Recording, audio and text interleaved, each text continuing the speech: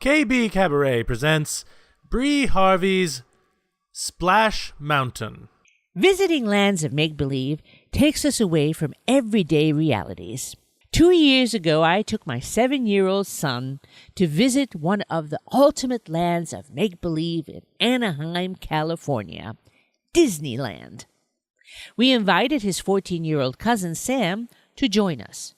This way, they could go on all the fast rides together, while I would have a pleasant drink by the bar. "No, Mommy, please," my son Brian whined. "Please ride with us on Splash Mountain, Mommy, please." At the age of 38, I felt I was too old for this. But like a moron, I was cajoled and dragged into line of Disney belief. Over 500 people were waiting to visit these furry little animals of Splash Mountain. 60 minutes of waiting time from this point, the sign said. I looked up a huge 84-foot earthen-colored cement mountain with a sense of impending doom in the pit of my stomach. Splash Mountain, I recall, was based on a Disney film called Song of the South, which was a collaboration of short stories, Uncle Remus, Brer Rabbit, and Tar Baby. I used to read those stories to Brian countless numbers of times. My son even developed that rendition of the Hillbilly twang. Now, after 40 minutes, we were coming up to the warehouse part of the ride. The rows were formed into mazes so that 500 people were handled with utmost coordination. As we entered the dimly lit warehouse, I had to adjust my eyes to these new surroundings. There was a pleasant relief of coolness on our sweaty backs thanks to the air conditioning. California's sun can be ruthless in August. Zippity-doo-dah, zippity-ay, my, oh my, what a wonderful day, was blaring from the amplifiers within the boxes above. The huge rooms were stacked with crates plastered with quotes from the stories of Uncle Remus scrawled with yellowish caulk. "I'm gonna get you, Brer Rabbit, if it's the last thing I do." As we were moving closer to the ride, the sayings became more urgent. "Stay away from that old laughing place, or you'll end up rabbit stew." Zippity-doo-dah was now louder and more impending. During the most haunting doo-dah, the transport vehicle rolled downstream toward us.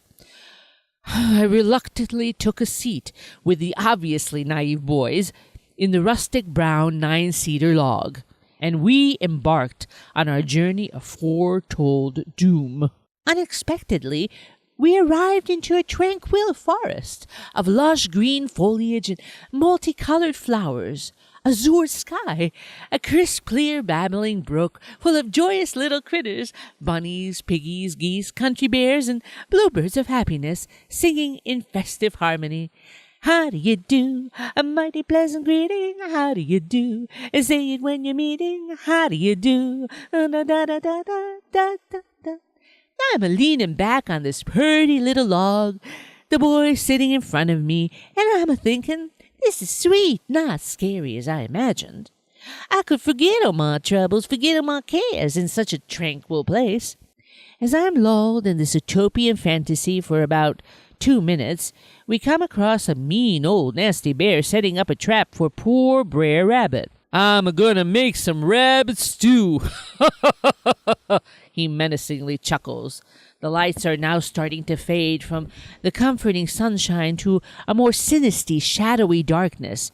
The little mommy-daddy, along with the baby bunnies huddled up together, saying in a more anxious tone, "What can poor Brer Rabbit do to keep from becoming rabbit stew?" At this point, I'm starting to get a mighty bit anxious myself because my lulling log is climbing up a steep 45-degree angle hill, heading into a deeper, darker forest chock full of little furry, worried rodents all around me. Ahead I hear giggling. How can the boys possibly think this is funny? I wince as my knuckles were turning white from holding on to dear life. A miserable mama bunny on the right side of the hill foretells our impending doom. "Stay away from the old laughing place, or you'll end up rabbit stew." We reach what I think is the apex, only to look down at the steamy, gloomy purgatory of Briar Patch. My senses have only a few split seconds to realize that my little boys and I are about to plunge 52.5 feet. Ah! We're gonna die! I yell out, my heart in my larynx, as a bright flash erupts in my face. Fortunately, we didn't meet our maker as I had expected. We just got soaked. Zippity-doo-dah is now blasting joyously at full force. Cheerful geese in fancy bright dresses welcome our return from hell. My son and his cousin are laughing and smiling, pointing out our drenched attire. As I climb out of the water-soaked log, I try to unglue my wet hair and my clothes from my person. "That was awesome, Mom," my 7-year-old says, jumping up and down. "May we buy the picture that they took of us coming down the mountain?" Sam asked politely, pointing toward a vendor's booth. So, the flash I saw was not my life passing by after all.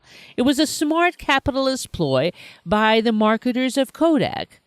They actually had the nerve to sell back our own 8x10 images for $19.95, not including tax or frame. While the boys in the photo looked semi-elated in a masochistic sort of way, I looked like I had witnessed a tragic homicide, mainly my own.